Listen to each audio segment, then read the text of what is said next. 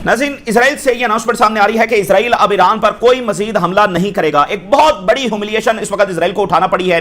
जो एक नया पंगा इजराइल ने लिया, ईरान ने उसकी तबीयत साफ कर दी है और इस एक नए राउंड का इजराइल को कोई फायदा नहीं हुआ है, अमेरिका को कोई फायदा नहीं हुआ है, बल्कि स्ट्रेटेजिकली उनकी पोजीशन कमजोर हुई है, वो और ज्यादा एक्सपोज हुए हैं। और इस एक नए राउंड के अंदर ईरान और रेजिस्टेंस ने बहुत कुछ अचीव कर लिया है।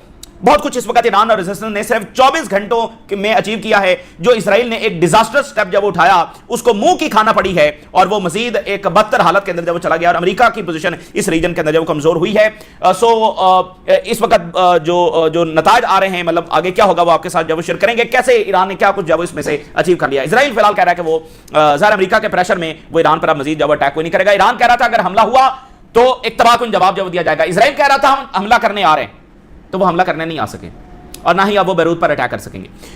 तो अब लेबनान की जो जंग जारी है उसका क्या फ्यूचर है, वहां पर अब मामला कैसे तय होंगे, क्योंकि इजराइल को वहां से विड्रॉल करना है और इजराइल वहां से विड्रॉल नहीं चाहता है।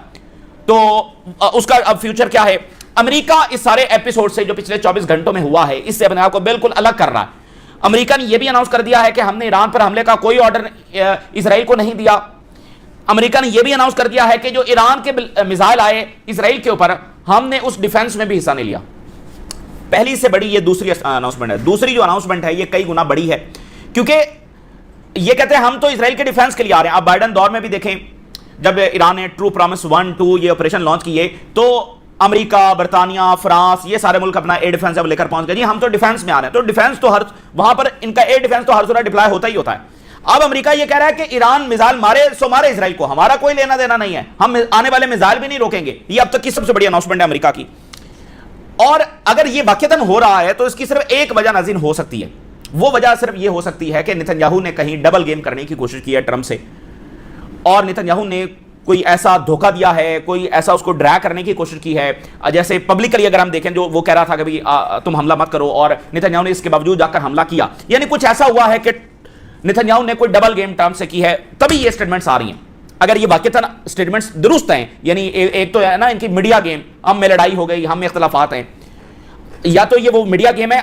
अगर ये मीडिया गेम नहीं है और इन स्टेटमेंट्स को हम रियल माने, तो ये सिर्फ एक ही वजह से हो सकती हैं, और वो ये है कि नेतन्याहू ने ट्रंप के साथ कोई डबल गेम की है, जिसके बाद ट्रंप को थोड़ा सा धचका लगा है कि ये मेरे साथ कर क्या रहा है। मैं इसको कह रहा हूं कि हमले रोको, और मुझे अंदर से एक अलग जो खप पड़ी हुई अमेरिका में उसका सामना है, कांग्रेस करारदादें पास कर रही है, तो ऊपर से ये मुझे एक बार फिर उस जंग में ड्रा कर रहा है जब मैं कह रहा हूं कि आज मुआहिदा होने जा रहा है। तो ये काइंड ऑफ इस तरह की चीज हो सकती है, इसके अलावा कोई शायद दूसरी चीज ना हो।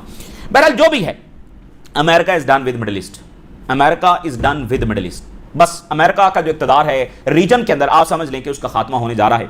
इससे पहले बरतानिया के पास ये रीजन रहा और फिर पीछे बहुत सारी तारीख है। बरतानिया को जाना पड़ा और अब अमेरिका को यहां से जाना है, क्योंकि अमेरिका इस रीजन में अमन नहीं ला सका, और जो अमन नहीं ला सकता उसको आखिरकार वहां से जाना होता है। आप देखिए कि अमेरिका ने बहुत सारे ओआईसी मुल्कों को तबाह किया और गल्फ कंट्रीज को वो एज अ शो पीस इस्तेमाल करता रहा कि देखो ये जो बाकियों को हमने तबाह किया है, ये बुरे थे, इनके अपने मसाइल थे, ये देखो गल्फ ये कितने अच्छे हैं, ये देखो इनको हमने कितना अमन दे रखा है, इनको हमने कितनी खुशहाली दे रखी है। अमेरिका अब आखिरकार गल्फ मालिक को भी जंगों में ले आया है, यानी जंग को गल्फ मालिक के अंदर ले जा चुका है। उनकी स्टेबिलिटी, उनकी खुशहाली वो दांव पर लग चुकी है, उनकी सिक्योरिटी कंप्रोमाइज हो चुकी है। अमेरिका ने अपनी पॉलिसी से ना सिर्फ उन मुल्कों में जंग को धकेला, बल्कि आखिर में उनको प्रोटेक्ट भी नहीं कर सका। तो दो मिडिल ईस्ट थे ना, एक वो इराक वाला मिडिल ईस्ट, सद्दाम हुसैन वाला मिडिल ईस्ट, ममर कजाफी वाला मिडिल ईस्ट, बशार अल असद वाला मिडिल ईस्ट, एक ये गल्फ रियासतों वाला मिडिल ईस्ट। तो वो तो पहले ही कहते थे कि अमेरिका के ऊपर ट्रस्ट मत करो, और ईरान वाला मिडिल ईस्ट जो कह रहा है अमेरिका को यहां से निकालो, ये कहते थे नहीं नहीं अमेरिका यहां से नहीं निकलेगा, अमेरिका तो कमाल है, अमेरिका तो यहां पर अमन का दाई है। तो वो दोनों अब एक ही हो गया ना भाई, गल्फ में भी जंग आ गई तो बाकियों में तो जंग थी। तो अब अमेरिका क्या प्रेजेंट करेगा कि वो मिडिल ईस्ट में कर क्या रहा है, कतर को प्रोटेक्ट कर रहा है। अब क्या प्रिटेंड करेगा कि वो यहां पर कर क्या रहे हैं। पूरा मिडिल ईस्ट उन्होंने जंग में धकेल दिया। So America is done with middle east, ये बात आज लिख लें। गल्फ में इस वक्त ये इतनी उनकी आप कह लें कि हैसियत नहीं है कि वो दो टोक अमेरिका कहें कि यहां से निकल जाओ, ये वो नहीं कह सकते, बट ये प्रोसेस शुरू हो चुका है। ये एक ऐसा फितरी प्रोसेस है जिसको अब कोई ताकत नहीं रोक सकती, ये बात आप लिख लें। America is done with middle east इस सारे मैस के साथ। और जितना वो इस तरह के डिजास्टर करते चले जा रहे हैं जो उन्होंने पिछले 24 घंटों में किया है, इनकी पोजीशन और कमजोर होती चली जाएगी और इनका यहां से जो विड्रॉल है वो और तेज होता चला जाएगा। अच्छा, अब जरा आ जाते हैं कि इजराइल ने हमले रोकने का ऐलान किया है ईरान के ऊपर। इस सारे एपिसोड में ईरान को क्या अचीव हुआ, और जो हम कह रहे हैं कि उनको बहुत ज्यादा गेन हुआ है वो कैसे हुआ। देखिए, पहली बात तो यह है कि ईरान ने फोर्सफुली जो इजरायली क्राइम्स हैं उनको रोका है। यानी ईरान कह रहा था हमले मत करो, ईरान वार्निंग जारी कर रहा था, उसको कोई अहमियत नहीं दी जा रही थी, तो ईरान ने बजरिया ताकत एक नई इक्वेशन जो वो कायम करके दिखा दी, ठीक है ना, और यह बता दिया है कि बैरूत पर हमले का जवाब जब वो तेहरान से आएगा, यानी फोर्सफुली एक चीज स्टैब्लिश करके दिखा दी। फिर आप देखिए कि जो नेतन्याहू है वो ये कह रहा था कि कई हफ्तों की जंग होगी, इसराइल ये कह रहा था कई हफ्तों की जंग होगी, तो वो कई हफ्तों की जंग नहीं कर सके, वो तो 24 घंटों की भी जंग नहीं कर सके। और इससे आप देखिए इसराइल इस तरह भी एक्सपोज हुआ है नाज़रीन कि इसराइल अमेरिका के बगैर 24 घंटे भी ईरान से नहीं लड़ सकता। 24 घंटे भी अभी मुकम्मल नहीं हुए, 24 घंटे भी वो ईरान से नहीं लड़ सकते अमेरिका की मर्जी के बगैर और अमेरिका की सपोर्ट के बगैर। अमेरिका ने अपने आप को साइड पर किया है, वो 24 घंटे में नहीं लड़ सके। तो इधर इसराइल तनाव कर दिया था ना कि कई हफ्तों की जंग होने जा रही है, फिर क्या हुआ कि उनको रुकना पड़ा, तो एक्सपोज हुए। अच्छा, अब ईरान ने जो सक्सेसफुली एक और चीज की है और बहुत बड़ा स्ट्रेटेजिक गेन नाज़िम किया है ईरान ने, वो ये है कि ईरान ने सक्सेसफुली लेबनान और जो ईरान का फ्रंट है उसको लिंक कर दिया है। आपको बताया कि इसराइल और अमेरिका 8 अप्रैल के सीज फायर के बाद से लेकर अभी तक जो काम कर रहे थे वो ये कर रहे थे कि लेबनान और ईरान को डी लिंक करने की कोशिश कर रहे थे। इस्लामाबाद टॉक्स के अंदर लेबनान का मसला उठाया जा रहा था, ईरान कह रहा था हमारी शरारत के अंदर लेबनान शामिल है, और लेबनीज गवर्नमेंट वो वाशिंगटन पहुंच गई कि नहीं, लेबनान के मुज़ाकरात तो अलग होंगे, ठीक है ना। तो इसराइल, अमेरिका और लेबनीज गवर्नमेंट क्या कर रहे थे, लेबनीज गवर्नमेंट तो ज़ाहिर है कठपुतली हुकूमत है, तो वो ये तीनों क्या कर रहे थे कि डी लिंक कर रहे थे लेबनान को। यानी अगर लेबनान में बमबारी करनी है तो वो इसराइल जाने और लेबनान जाने, वो बमबारी करेगा, वो वहां पर सीज फायर करे तो सीज फायर करे, उसका लेना देना ईरान के मामला से कोई नहीं है।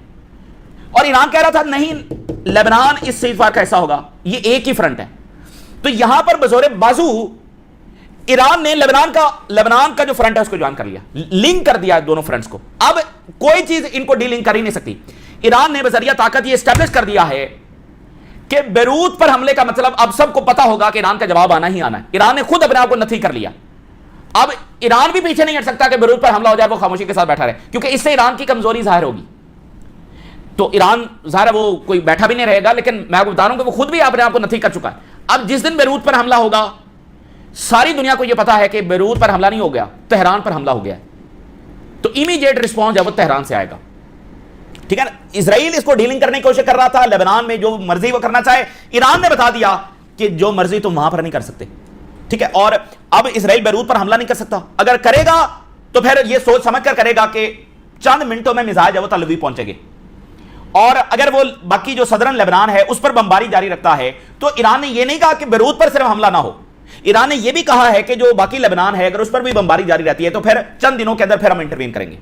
यानी उन्होंने चंद दिन जब वो अमेरिका को दिए हैं कि इसको रोको, तो यह नहीं कि वो बाकी खुली छूट मिल गई है, लेबनान को बजरिया ताकत इन्फोर्स करवाया है ईरान ने, ठीक है। ये और आप देखिए कि यहां तो मुल्क जो है वो खुद को नहीं बचा सकते, यहां पर ईरान एक बिल्कुल नई इक्वेशन मिडिल ईस्ट में काम कर दी है, बहुत बड़ा वाकया है। यहां मुल्क अपने आप को नहीं बचा सकते इसराइल और अमेरिका से, और ईरान जो है वो किसी और मुल्क को बचाने पहुंचा है। ईरान पर तो हमला नहीं हुआ था ना, बैरूत पर हमला हुआ था, सो ईरान खुद गया है लेबनान को बचाने के लिए। तो यहां तो मुल्क इसमें पड़े होते हैं कि भाई हम किसी तरीके से बच जाएं, और यहां ईरान एक नई इक्वेशन कायम कर रहा है कि वो दूसरे मुल्क को बचाने के लिए वहां पर जा रहा है। तो ये एक स्ट्रेटेजिक गेन है जो ईरान ने किया। और आप देखिए कि अगर ईरान एस्केलेट ना करता, किसी को कोई फर्क नहीं पड़ रहा था कि लेबनान में क्या हो रहा है। वहां पर आज जो रिपोर्ट वाशिंगटन पोस्ट ने छापी है, जो अमल खलील जर्नलिस्ट हैं जिनके ऊपर इसराइल ने इतनी बेदर्दी के साथ उनको शहीद किया, पहले उनकी गाड़ी के ऊपर अटैक किया, फिर वो गाड़ी से निकलकर उनको एक बिल्डिंग के अंदर ले जाया गया, फिर उस बिल्डिंग के ऊपर अटैक हो गया, और फिर जब उनको एम्बुलेंस में डाला गया उस एम्बुलेंस के ऊपर अटैक हो गया, इतनी बेदर्दी से मारा गया। वाशिंगटन पोस्ट की आपकी रिपोर्ट है कि इसराइल ने जो उनकी एम्बुलेंस को अस्पताल पहुंचने से रोका, इस वजह से उनकी डेथ हुई। तो लेबनान में इतने बड़े जुल्म किए जा रहे थे, किसी का कोई फिक्र फाका नहीं था। तो ईरान ने एस्केलेट किया तो सबकी दौड़े लगी हैं और कह रहे हैं लेबनान में सीज फायर करो, लेबनान में सीज फायर करो। तो ईरान ने एस्केलेट किया है तो लेबनान की सुनी गई है। अब मुझे बताएं लेबनीज गवर्नमेंट अब क्या करेगी? अब नेतन्याहू का शुक्रिया अदा करेगी। अब क्या करेगी लेबनीज गवर्नमेंट? ठीक है। और अभी साथ मैं आपके सामने रखूंगा कि अचानक अमेरिकी एम्बेसडर टू लेबनान, उसका बयान आ गया है कि लेबनान में अब कंप्रीहेंसिव सीज फायर होगा। तो बजरिया ताकत देखें, बात यह है कि यहां से एक बार फिर ट्रंप के सामने एक ऑप्शन आ गया है कि वो यहां से ऑफ रैंप ले और यहां से जब इस सारे मैस को खत्म करे। नहीं फिर ईरान ने बता दिया कि लेबनान पर बमबारी बर्दाश्त नहीं करेगा। चंद दिनों में हम दोबारा फिर वहीं पर जाओ खड़े होंगे। और खुद आप जो इजरायली ऑपोजिशन लीडर है लेपर्ड, जो कि वो उतना ही इंतहा पसंद है जितना नेतन्याहू है, जो ईरान पर हमला हुआ तो इसने बहुत शाबाश दी, इसकी जरा स्टेटमेंट देख लें। The current round of fighting serves no strategic purpose for Israel. ये जो एक राउंड ऑफ फाइटिंग हुआ है इससे हमें कोई स्ट्रेटेजिक गेन नहीं हुआ। Netanyahu's government has failed in Gaza and Lebanon and Iran and in the West Bank. तो बमबारी करने से, जुल्म करने से, सिविलियंस को मारने से, डॉक्टर्स को मारने से, जर्नलिस्टों को मारने से कोई स्ट्रेटेजिक अचीवमेंट नहीं होती। इजराइल जो है ज़ाहिर है वो बहुत ताकतवर कॉलोनी है, शायद तारीख की सबसे ताकतवर और बेरहम कॉलोनी है, जो आज 21st सेंचुरी में इतने बड़े जुल्म इतने खुलेआम कर रही है। तो ये वी वुड से कि ये हिस्ट्री की सबसे ताकतवर तरीन कॉलोनी है। आज से 500 साल पहले कोई कॉलोनी क्या कर रही थी, 400 साल पहले क्या कर रही थी, वो एक और दुनिया थी। आज 21st सेंचुरी में ये करना ये कोई और नहीं कर सकता था। तो ये बहुत ताकतवर कॉलोनी है, लेकिन आप देखिए कि इसके बावजूद ये कैसे डिक्लाइन में जा रही है। और देखिए अमेरिका पर प्रेशर बढ़ रहा है कि अब देखिए इजराइल नहीं लड़ सकता अमेरिका के बगैर और यूरोप के बगैर, तो या तो उनको मुकम्मल इस बेबी का बोझ उठाना है जिसको मुसलसल जंगों में रहना है, या फिर इसको लगाम डालनी है। अगर मुसलसल जंगों में रहना है तो अल्टीमेटली उनकी इकॉनमीज अफोर्ड नहीं कर सकती और लोग वैसे भी खिलाफ हैं। So this project is on decline. अच्छा जी, ये बात होगी। अब जरा आगे चले, इजराइल की सुन लें। अब लेबनान की जो हम बात कर रहे हैं कि व्हाट्स द फ्यूचर, इजराइल ये कह रहा है कि हम ईरान पर तो हमला नहीं करेंगे लेकिन लेबनान पर बमबारी जारी रखेंगे। Israel halts its strikes on Iran based on Trump request but will continue attacks on Lebanon. Israel will continue its strikes in Lebanon. Israel will attack Beirut also, यानी इजराइल जो है वो बेरूत पर भी हमला कर सकता है और लेबनान में भी जो है वो हमले जारी रखेगा। सो देखें, बात यह है कि ये तो तय है ना कि इजराइल कुछ जंगें चाहिए, उसने मुसलसल जंग में रहना है, लेकिन कैसे जारी रख सकता है मुझे बताइए। इजराइल इसको जारी नहीं रख सकता, लेकिन कहना तो उसने है और वो रखने की भी कोशिश करेगा। तो फिर अमेरिका को ईरान से जंग करनी है। देखिए, ईरान ये कह रहा है कि अगर बेरूत पर हमला हुआ तो फौरी जवाब है, और अगर लेबनान में बमबारी जारी रही तो विद इन डेज हम ये देखेंगे, अगर इसको नहीं रोका गया तो विद इन डेज फिर हम इजराइल पर अटैक करेंगे। और इस वक्त आप देखिए कि ट्रंप पीछे हटा ना, ट्रंप की दौड़ें लगी हैं, उसको ये रुकवाना पड़ा है, वगैरह इजराइल तो कह रहा था हम कई हफ्ते लड़ने जा रहे हैं, कई हफ्ते बमबारी करने जा रहे हैं, ट्रंप को पीछे हटना पड़ा। तो 4 दिनों के बाद कौन सी सूरत हाल बदल जाएगी। समझे, तो इजराइल को अपनी डॉक्ट्राइन के मुताबिक और जो उनके इरादे हैं उसके मुताबिक तो मुसलसल जंग में रहना है, क्योंकि आप देखें लेबनान का जो फ्रंट है वो इजराइल के लिए बहुत बड़ी जिल्लत लेकर आने वाला है। आप सोचिए इजराइल को यहां से विड्रॉ करना पड़ जाए, अपनी सारी फौज निकालनी पड़ जाए, तो इजराइल की हालत क्या बनेगी। तो वो तो ये कहेंगे कि हम बमबारी जारी रखेंगे, लेकिन कैसे रखेंगे। इजराइल की बमबारी को ताकत से ईरान ने रुकवाया कि नहीं रुकवाया, और इक्वेशन बता दी है कि बेरूत पर हमला तो दुनिया को भी पता चल जाएगा कि अब विद इन मिनट्स तल अवीव पर मिसाइल बरसेंगी, और बाबुल मंदा भी बंद हो चुका है इनके लिए। ये जारी नहीं रख सकते, ये बात ज़हन में रखें, ठीक है। या फिर यह कि अमेरिका आ जाए फिर ईरान के साथ जंग करे, क्योंकि इजराइल खुद ईरान के साथ नहीं लड़ सकता। अब ये अमेरिकी एम्बेसडर टू लेबनान नबी बैरी के साथ मुलाकात हुई है। The cease fire was suppose to be comprehensive. जो हिजबुल्लाह बात कर रही थी, जो ईरान बात कर रहा था कि भैया आप कंप्रीहेंसिव सीज फायर करें, ये क्या बात है कि लेबनान में जब बमबारी जब जारी रहेगी। सो एम्बेसडर सेज कि कोई मजीद हम एस्केलेशन यहां पर नहीं चाहते, और आज कुछ चीज़ों के ऊपर क्लैरिफिकेशन हो गई है, तो 1-2 दिन के अंदर यहां कंप्रीहेंसिव सीज फायर हो जाएगा, ठीक है। सो इस एपिसोड ने लेबनान में सीज फायर को इन्फोर्स करवाया और बेरूत से रोका है इजराइल के हाथ को, इजराइल के हाथ को बेरूत तक पहुंचने से रोका है। तो वो देखें, अंदर इंतहा पसंद भी तो गालियां निकाल रहे हैं इस वक्त नेतन्याहू को कि तुमने क्यों रोका, ईरान पर हमला करो, लेबनान पर हमला करो, बेरूत पर हमला करो। तो उस ऑडियंस के लिए भी नेतन्याहू ने बताना है कि नहीं हम बेरूत पर भी हमला करेंगे, हम ईरान पर भी हमला करेंगे, फलां करेंगे, बट उसके हाथ रोक दिए गए हैं, ठीक है ना। और अब ये अमेरिका की सुन लें। Washington did not approved Israeli strikes on Iran and informed Netanyahu the need to end them. ना ही हमने अप्रूव किया और नेतन्याहू को यह बात कन्वे की गई कि ये हमले रोको। देखें, बड़ी बात है ना कि हमने अप्रूव, अमेरिका को क्या जरूरत है ये क्लैरिफिकेशन देने की कि हमने तो ईरान पर हमले किए, कोई चूंकि ईरान कह रहा है हम तुम्हारी बेसिस को हिट करेंगे। और सीबीएस मीडिया बता रहा है Washington did not assist Israel in repelling the Iranian attack. ये मेरे नजदीक सबसे बड़ी खबर है कि देखें, वो जो एयर डिफेंस है वो तो ये हर सूरत करते ही करते हैं। अब वो कह रहे हैं हमारा एयर डिफेंस से भी कोई लेना देना नहीं है, ईरानी मिसाइल आ रहे हैं तो इजराइल जाने और ईरानी मिसाइल जाने, हम उसमें भी नहीं है। ये यानी एक सबसे बड़ी खबर है।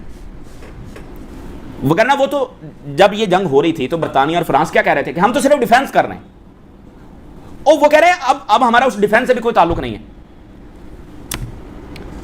और अभी उधर हिजबुल्लाह ने जो इनकी कुछ व्हीकल्स हैं जो कि एम्यूनिशंस लेकर आ रही थी उसको हिट किया। हिजबुल्लाह के हमले जो जारी हैं, लेबनान पर बमबारी होगी तो साथ हिजबुल्लाह के हमले भी जारी रहेंगे और साथ ही ईरान जो इंटरवीन कर जाएगा अगले दिनों में। और गजा की जो सीजफायर टॉक्स हैं वो कायरो में दोबारा शुरू हो गई हैं। सो अरब वर्ल्ड एक बार फिर ट्रंप को एक ऑप्शन दे रही है कि भाई जो बात तय गजा पर हुई थी, जो मिडिल ईस्ट के हवाले से मुकम्मल अमन के हवाले से हुई थी, वही रास्ता लिया जाए। एक बार फिर ट्रंप के सामने ये ऑफर रखी गई है, लेकिन उधर फिर इजरायली लॉबी खड़ी। यहां अमन उसी दिन होगा जिस दिन अमेरिका ये फैसला करेगा कि वो बेबी को उठाकर साइड पर फेंकेगा। और अभी लेट्स सी कि ये कब होगा। ये होगा, एक दिन होगा, क्योंकि आप देख रहे हैं कि ये एक मुस्तकिल बोझ है जो अमेरिका उठाकर अपने साथ चल रहा है। आप देखें बिला वजह वो अपनी रेप्यूटेशन भी तबाह कर रहे हैं, अपना इमेज भी तबाह कर रहे हैं। इनके क्राइम्स को प्रोटेक्ट करने के लिए जगह जगह पर सैंक्शन लगा रहे हैं।